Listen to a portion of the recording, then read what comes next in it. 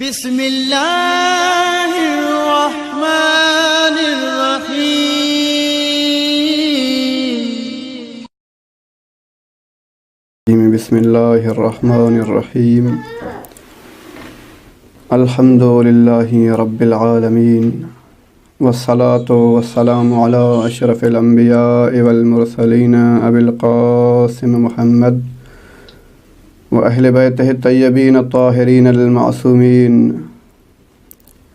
सिय्यमा अली इब्न अबी तालिब अलैहिस्सलातु वस्सलाम व लअनतुद्दाइमतु अला अदाइहिम व मुनकरी फ़ज़ाइलिहिम व गासिबि हुक़ूक़िहिम मिन यौमि ज़ुल्मिहिम इला क़ियामि यौमिद्दीन।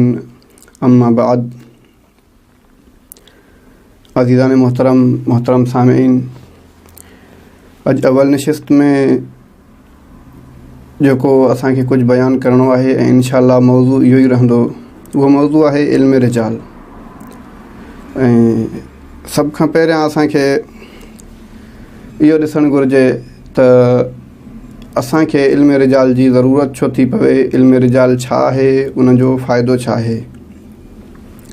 लेकिन इन खां बि पहिरियां मुक़दमे जे तौर ते असां इहो बयानु कंदासीं त असां जेके मुतशर्रि आहियूं, असां उहे इंसान जिन ते ख़ुदावंद क़ुद्दूस पंहिंजी इबादत खे वाजिबु क़रार ॾिनो आहे, त असांजे लाइ ज़रूरी आहे त असां अहकाम दीन खे सिखूं। जीअं मासूम जो फ़रमान आहे तफ़क़हू फ़िल हलाल वल हराम व इल्ला अंतुम आराब।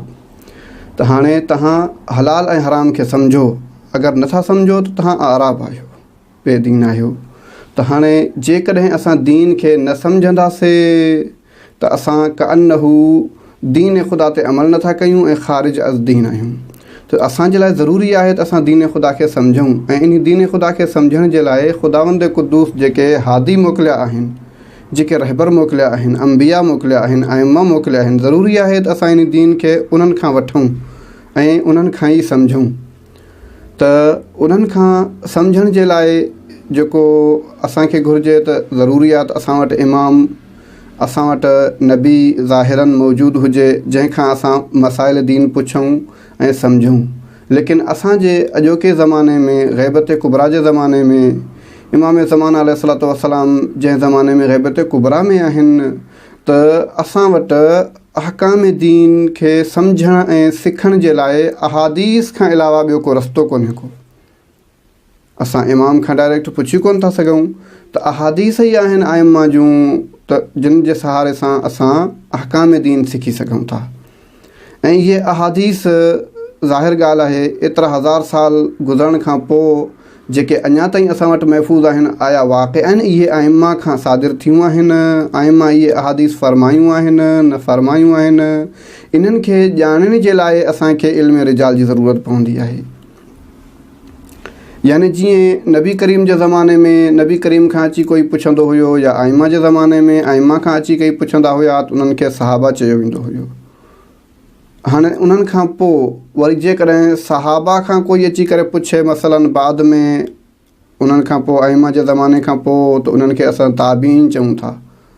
त हाणे ताबीन खां पोइ बाद जो जेको ज़मानो आहे, उन ज़माने में अहिड़ो ज़मानो अची वियो जो असांखे ख़बर न पइजी सघे थी। त हाणे मसलन हीउ शख़्स जेको रिवायत करे रहियो आहे, चई रहियो आहे त हदसनी फुलानुन अनिल सादिक़ अलैहिस्सलातु वस्सलाम मसलन।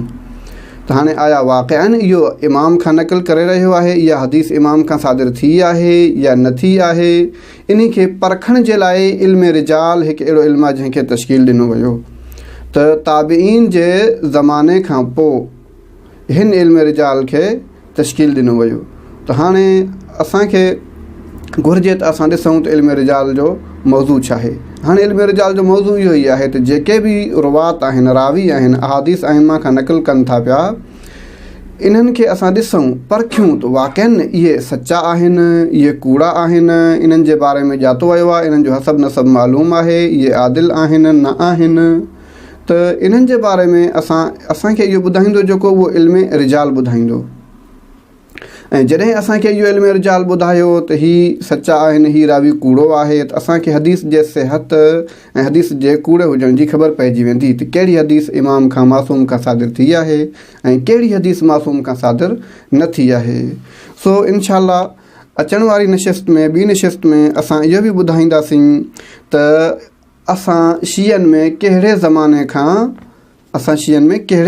खां सादिर थियो आहे। मसलन इल्म रिजाल जूं किताबूं लिखी वियूं आहिनि ऐं जेको आहे सो कहिड़े ज़माने खां शुरू थियूं आहिनि, कहिड़ियूं कहिड़ियूं किताबूं लिखियूं आहिनि, क़ुदमा जूं किताबूं कहिड़ियूं आहिनि, मुतअख़िरीन मसलन कहिड़ा आहिनि। इंशाअल्लाह असां आख़िरी नशिस्त में ॿी नशिस्त में इहो बयानु कंदासीं। वस्सलामु अलैकुम वरहमतुल्लाहि वबरकातुहू।